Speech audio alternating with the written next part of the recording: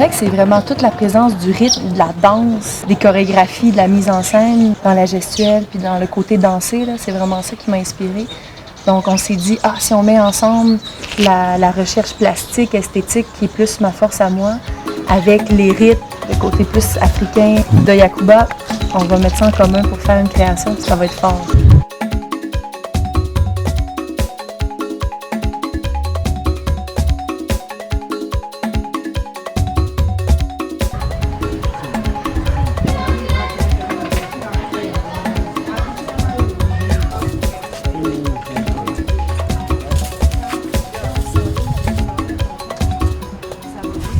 Celui qui perd l'argent. On peut la garder détachée, comme ça va nous permettre de travailler, mais on fait toujours des allers-retours. OK, bien là, est-ce que ça passe? On est sûr que notre bouche... La manière dont elle fabrique ses marionnettes et la mienne, c'est différent. C'est la style américaine, bon, moi, c'est style africaine.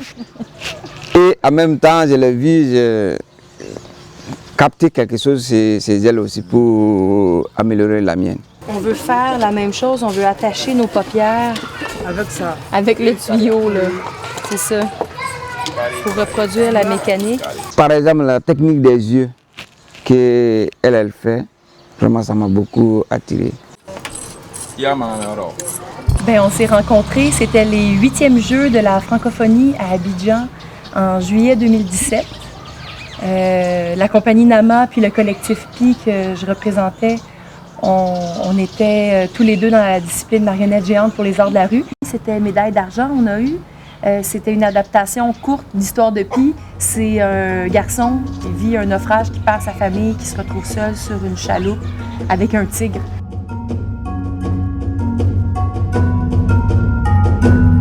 Je m'appelle Pi. J'ai été victime de naufrage. Je suis sur un canot de sauvetage tout seul.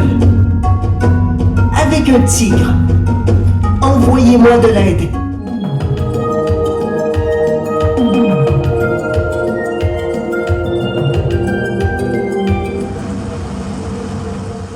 Puis qui va devoir apprivoiser son animal intérieur, puis questionner aussi son rapport à l'espoir, à la foi aussi, comment il va survivre en mer.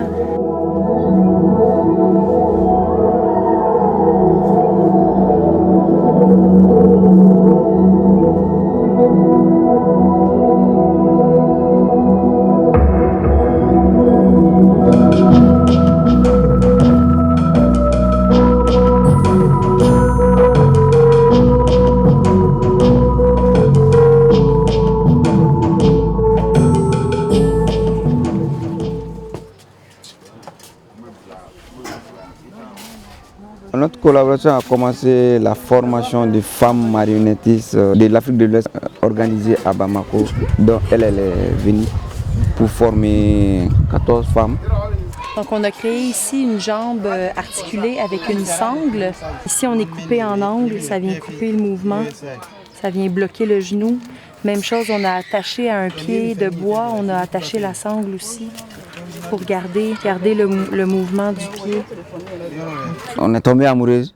Là, on est ensemble actuellement. Second projet, on a envie de faire une coproduction entre Mali et Canada. Un spectacle de marionnettes chat pèlerin. Bien, le chat pèlerin, c'est tout simple, hein? C'est un combat chat contre souris. Deux clans qui s'affrontent, qui s'accusent mutuellement de différents torts, puis finalement qui ne trouvent pas de solution, puis ça apparaît tout simple, tout banal. Que ça dit oui, les petites souris, c'est toi, c'est moi, on court, on s'agite, on se démerde, on essaie de survivre, mais on finit toujours par se faire bouffer par les plus gros, puis on joue plus la souris, là.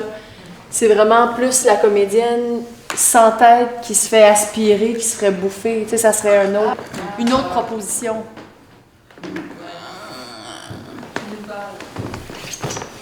Les petites souris, c'est vous, madame. C'est vous, la dame. C'est vous, monsieur. C'est nous tous et toutes dans cette salle.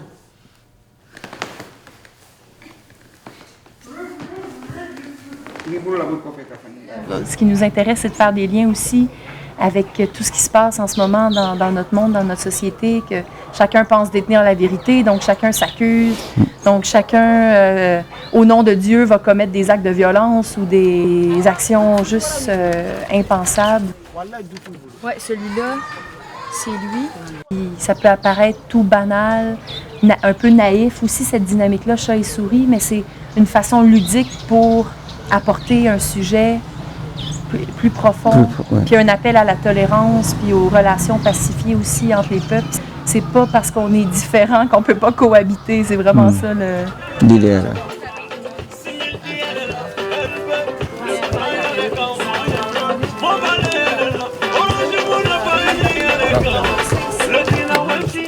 On a des masques, c'est des souris, c'est pas homme ou femme.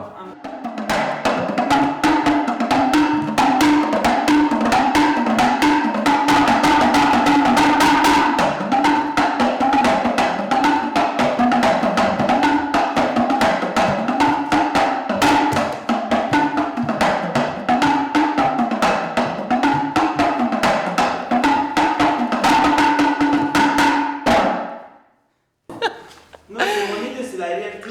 Mais c'est vrai que c'est un défi de trouver